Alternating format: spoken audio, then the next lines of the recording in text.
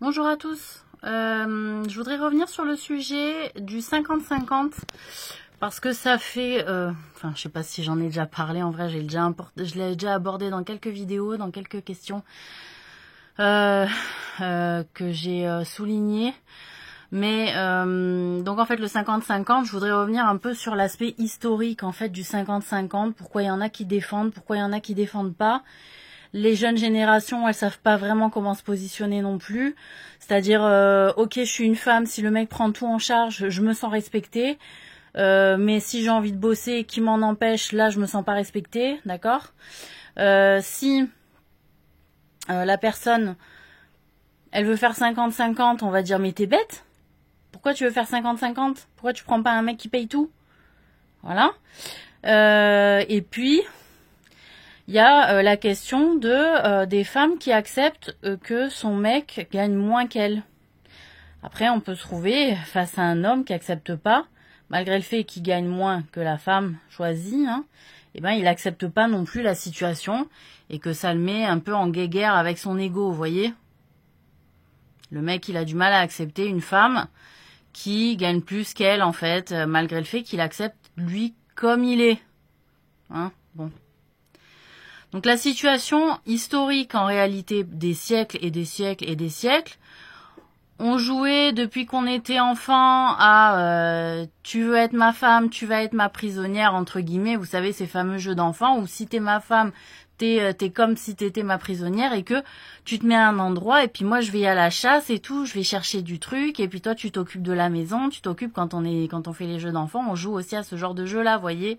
C'est-à-dire moi je reste à la maison, je m'occupe de ce qu'il faut pour que la maison tourne, etc. quand on est absent. Quand l'homme est absent. C'est-à-dire que si on est tous les deux absents, les choses de la maison ne tournent pas. D'accord ? Donc il y a plusieurs aspects.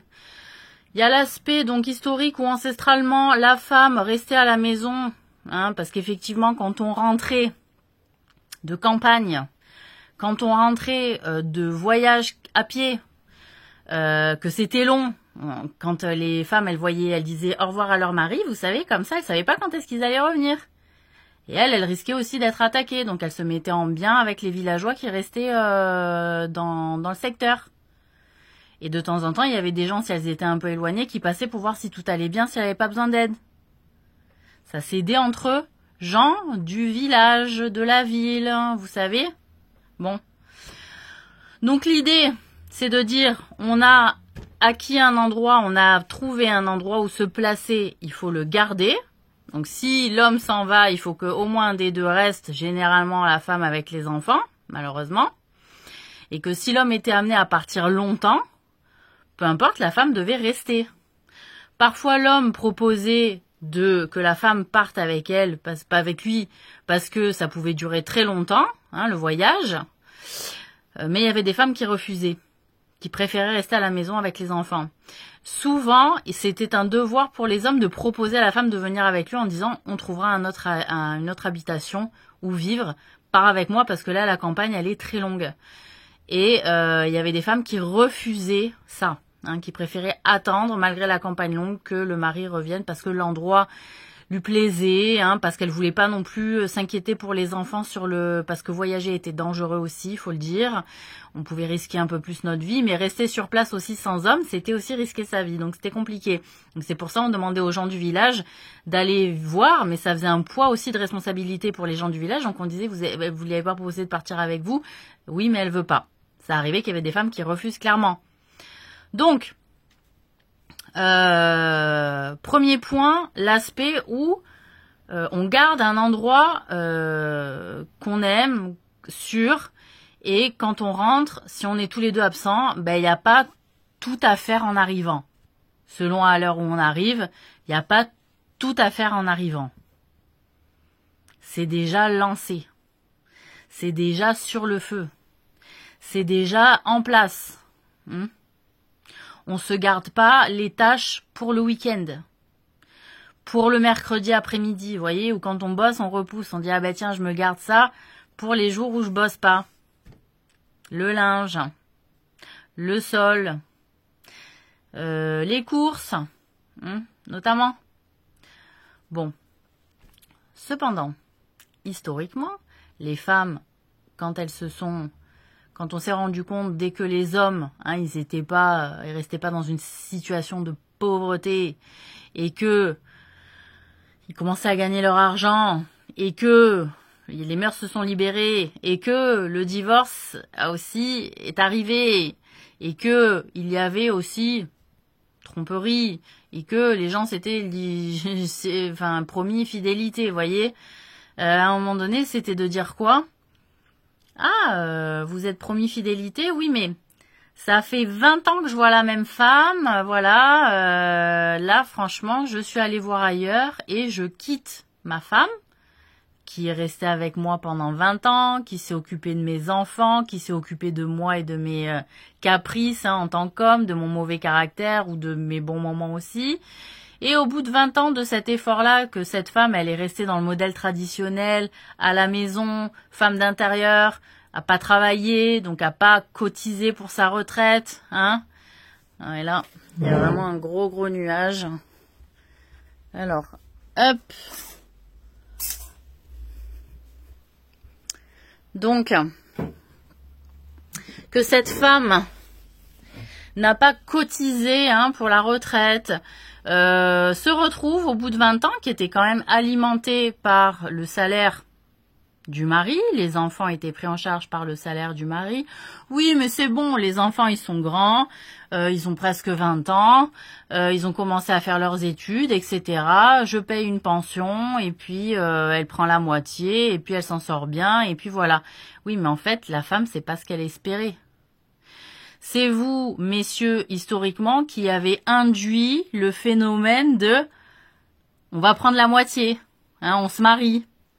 C'est bon, tu pars pas les mains vides, chérie. Lâche-moi, je veux me faire la jeunette, là, j'ai envie de me taper de la jeune. Donc, ce sont les hommes qui ont détruit au départ, historiquement, la famille par le ras-le-bol, par le manque d'envie d'être fidèle, par la libéralité aussi qui s'est développée avec le divorce. Et donc, de se dire, on se détache de ces peut-être faux mariages aussi, parce que malheureusement, la société fait qu'on se marie faussement avec des gens pour des histoires de famille, d'allégeance, de liens, de statuts sociaux, de liens financiers, etc. Donc, on n'aime pas forcément la femme avec qui on est, mais avant, on n'avait pas le droit de divorce. Bon, ben là, on a le droit. Donc, voilà. Donc, ces femmes, elles se retrouvent dans ce schéma traditionnel où on leur a promis qu'elle aurait la sécurité de la vie. De sa vie en fait, et ben non, à 20 ans, voilà, à 40 et quelques, 45 ans par exemple, bon ben, il faut que je recherche un emploi, bon ben, il faut que je me trouve un appartement parce qu'on vend la maison, bon ben, les gosses, machin, l'homme avec qui j'ai vécu, pour qui j'ai donné quand même où j'ai tourné toute ma vie, toute mon énergie, je l'ai dans l'os. Donc effectivement la question, effectivement il y a pas mal eu de femmes qui ont vite vu senti en fait le vent tourner pour les femmes et du modèle traditionnel, où elles ont dit les mecs ils la font à l'envers aux femmes, on peut pas s'y fier de ce modèle, donc on va bosser, on va gagner notre argent, et quand il faudra demander et quand on devra se payer quelque chose, on n'aura pas à demander, parce que en réalité dans le modèle traditionnel occidental, c'est l'homme qui a l'argent et la femme devait demander à l'homme l'argent. Alors que dans le modèle traditionnel musulman, en réalité, c'est la femme qui prend l'argent dans le foyer et que, moi je l'ai vu chez les musulmans, chez les arabes algériens, c'est la femme qui prend l'argent à la maison et c'est elle qui donne à l'homme, même si c'est l'homme qui ramène l'argent à la maison. Et ça fait une équitabilité. C'est équitable. Dans le sens où l'homme il trime, il ramène à la maison, mais il met pas sa femme prisonnière où tu dois me demander de l'argent si tu veux quelque chose. Parce qu'en plus, il y en a qui soufflaient quand on demandait quelque chose. Donc l'idée, c'est de dire, ouais, les hommes musulmans, normalement, la règle, c'est de donner l'argent ramené du travail à la maison à la femme, et la femme prend soin du foyer et distribue équitablement quelque chose pour elle et quelque chose pour le mari, pour que les plaisirs se fassent aussi pour tout le monde. Parce que la femme est plus garante du succès du foyer. Et c'est comme ça, et c'est là où le verre s'est insinué dans la pomme, j'ai envie de dire, où on ne faisait pas participer de manière équitable les personnes au foyer, qu'en réalité la femme, elle était quand même pris un peu en prison, prisonnière, hein, c'est-à-dire en plus elle a même pas l'argent ou de quoi se payer des trucs. Alors si les mecs ils disent c'est bon, t'as de quoi te payer des trucs, t'as des machins et tout machin, de quoi tu te plains? Ouais, il y a des femmes aussi, elles se plaignent trop. Mais en fait, elles se plaignaient aussi les femmes parce qu'elles s'ennuyaient, parce qu'elles voyaient toujours la même chose et qu'elles avaient envie de servir à autre chose que de faire des gosses et de s'en occuper en fait. Et donc maintenant qu'on est arrivé, grâce à Dieu, Hamdoulillah, on est arrivé à une espèce de libéralité fluctuante un peu, c'est-à-dire il y en a qui aiment rester à la maison, il y en a qui aiment travailler, il y en a qui ont travaillé, puis après elles sont restées à la maison, puis au départ elles sont restées à la maison, puis après elles ont travaillé. Il y a une espèce de chose qui se fait en mouvement qui est beaucoup plus adaptée à l'aspect de la psychologie de l'être humain, hein, de sa psychologie en réalité pour son bien-être. Et que effectivement les filles qui ont senti le coup fourré des mecs, elles se sont dit attends, moi le modèle traditionnel c'est terminé, c'est pour l'avoir dans l'œuf à 20 ans après d'efforts, de dons de ma vie, le mec il me plante pour quelqu'un d'autre, genre ouais t'as fait des efforts, c'est cool, merci beaucoup, ciao. Voilà, c'est de dire je vais bosser, je vais me prendre soin de moi et que si le mec il s'en va, je suis pas à la rue, j'ai travaillé, j'ai eu des compétences.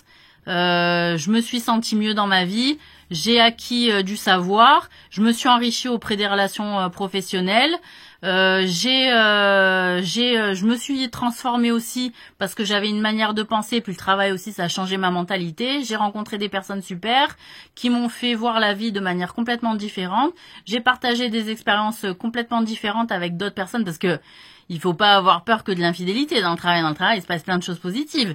D'accord? Il se passe plein de choses positives du style, tiens, t'as tel parcours de vie, ça m'intéresse de la connaître, d'accord? On discute, c'est cool. Ouais, toi, t'as tel parcours de vie, ça m'intéresse de le connaître, etc. Ouais, c'est cool.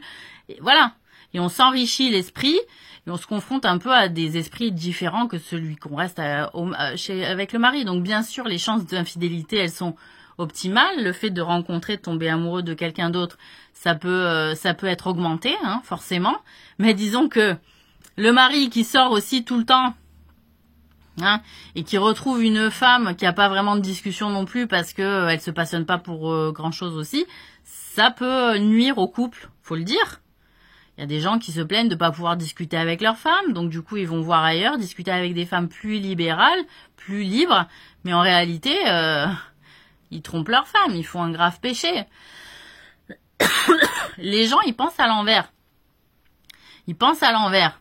En fait, les gens, ils ont peur de faire des choses, d'ouvrir, parce que à l'époque, c'était ça, hein, la peur des hommes. Ils disaient, moi, j'ai peur que ma femme, si elle travaille, elle me quitte.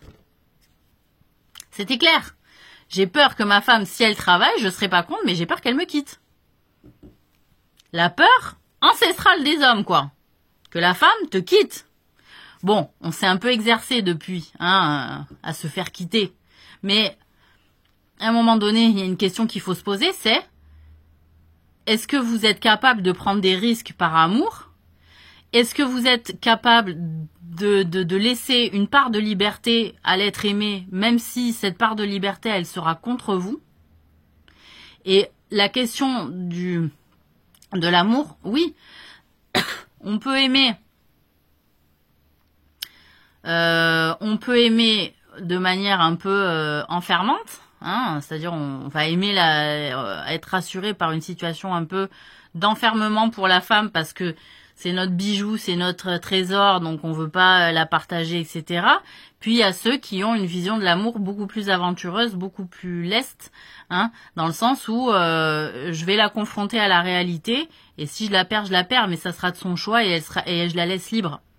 Et j'aime ma femme libre, en fait. Voilà. Donc, il y a différentes manières d'observer, en fait, de manière sociologique les couples. Et le résultat, il est pas fini, hein, en réalité. Il est pas vraiment fini, puisque il y a eu un mouvement LGBT qui a explosé. Donc, il y a toute aussi une sociologie à voir ce qui va se passer avec ces nouveaux couples-là qui sont en train de se libéraliser, de se former d'hommes, hommes, femmes, femmes, etc. On va voir aussi ce que ça va donner dans le temps. Et puis, il y a aussi le fait, hein, donc le fait, premier point historique, c'est de garder l'endroit sûr, donc on aime la femme d'intérieur aussi pour ça. 2,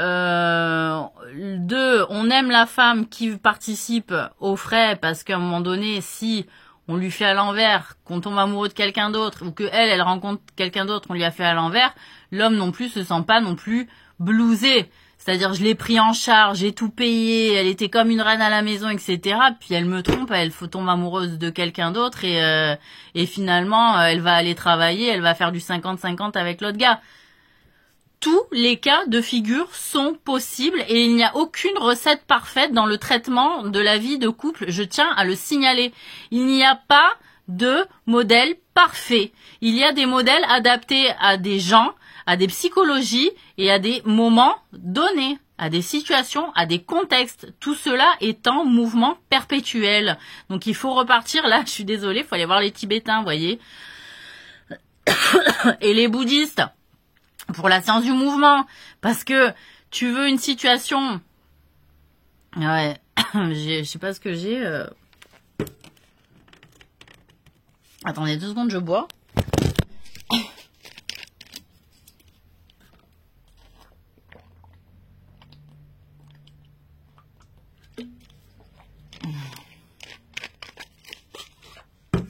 Ouais. Donc excusez-moi.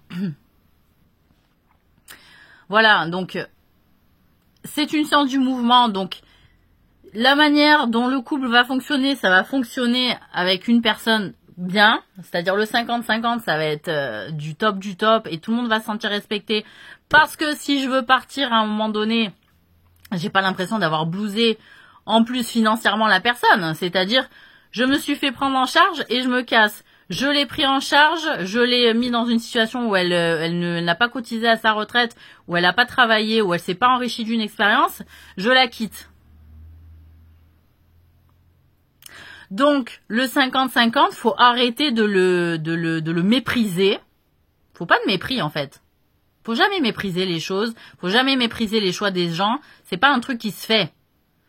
Quand on connaît la vie vraiment avec profondeur et les humains avec profondeur, c'est leur choix. Et c'est leur mode de fonctionnement et c'est aussi respectable que les restes de modèles en fait.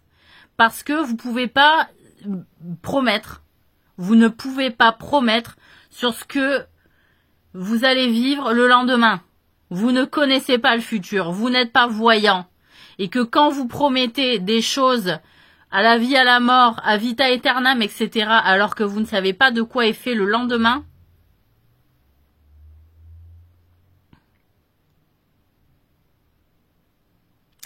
Dieu va vous mettre à l'épreuve. Dieu va vous mettre à l'épreuve. Attention avec les promesses. Et notamment, j'ai envie de dire, oui, mais dans les pays musulmans, ils font ci, ils font ça, et ça dure jusqu'à la vie, jusqu'à la mort. Ouais, mais il y a eu des entorses. Il y a eu des entorses, je vous rassure, ils sont humains. Hein? Alors, pas tous, hein, mais beaucoup font beaucoup d'entorses. Voilà. Alors après, il y aura toujours ceux qui font des entorses parce que c'est dans leur nature, en fait. Hein, tu peux leur donner un modèle A, un modèle B, un modèle C, un modèle D. Le mec, il est Z. C'est cuit. C'est cuit, en fait. Le mec, il va tout le temps aller voir ailleurs. Il ne résiste pas. C'est pas son principe, la fidélité. Son principe ne fait pas...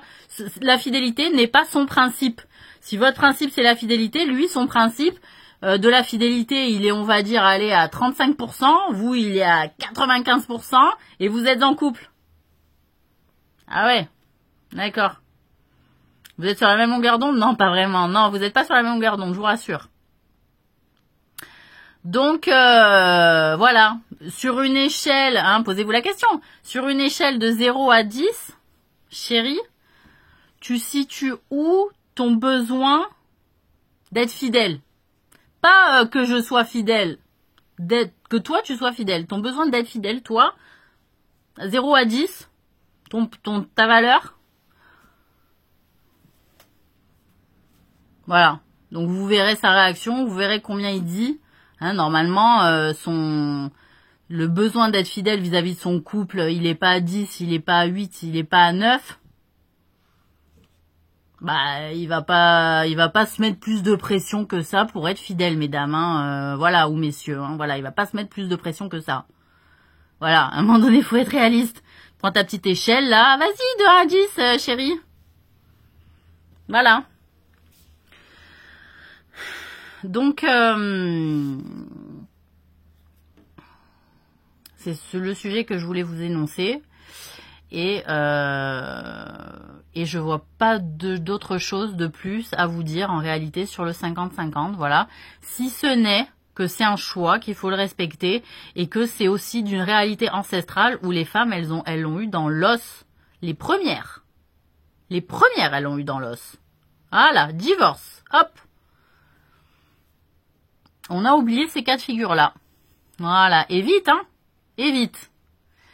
Donc, vu qu'on a en plus beaucoup moins de pudeur qu'avant dans notre société, beaucoup moins de principes aussi sur la fidélité, beaucoup plus de tentations,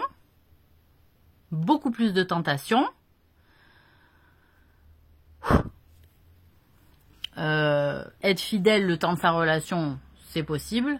Par contre, que ça dure toute la vie, de 20 à 95 ans, laissez-moi rigoler. Les couples qui durent de 20 à 95 ans, il faut aller à la campagne profonde, et dans d'autres pays. Pas chez nous. Vous voyez? Non mais voilà quoi. Je serais curieuse d'un couple maintenant qui a 20 ans, qui dure jusqu'à ses 95 ans. Je veux le rencontrer, je serre la main, je fais la bise, tout. Hein? Voilà. Bon, ben on verra. Plus tard, on note l'année 2025. Couple de 20 ans qui se rencontre maintenant et qui dure toute la vie. Hein? Voilà. Non mais. Bon, et sans entorse, hein? Oh! Ou une ou deux. Une ou deux. Allez, parce qu'à l'époque, ça se faisait quand même petites entorses, une ou deux, tranquille. Bonne journée.